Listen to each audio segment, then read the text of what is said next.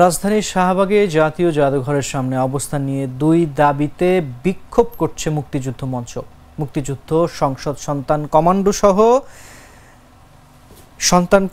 কোটার পক্ষে বেশ কয়েক সংগঠন সকাল 10টা থেকেই জাতীয় জাদুঘরের সামনে অবস্থান নেয় কোটার পক্ষের সংগঠনগুলো। এদিকে পূর্ব ঘোষিত বাংলা ব্লকেটে কর্মসূচি সফর করতে কিছুক্ষণের মধ্যে শাহবাগে আসার কথা আন্দোলনকারী শিক্ষার্থীদের। ফলে শাহবাগ এলাকায় তৈরি হতে পারে উত্তেজনার পরিস্থিতি। যদিও পরিস্থিতি সকাল থেকেই সতর্ক অবস্থানে রয়েছে পুলিশ। শাহবাগ মোড় এবং মুক্তিযুদ্ধ মঞ্চের সমাবেশ ঘিরে রয়েছে পুলিশ। ডিএমপির উপ পুলিশ কমিশনার মোহাম্মদ ফারুক হোসেন জানান, শাহবাগে গুরুত্বপূর্ণ দুটি বড় হাসপাতাল রয়েছে, সড়ক অবরোধ করে আন্দোলন করতে দেওয়া হবে না।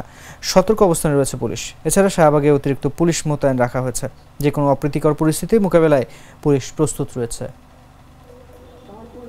আপনারা জানেন যে ভাইদের ভাইদেরকে টিকার পরে 4% কোনো বহাল রাখার জন্য আজকে আমাদের শান্তি সমাবেশ।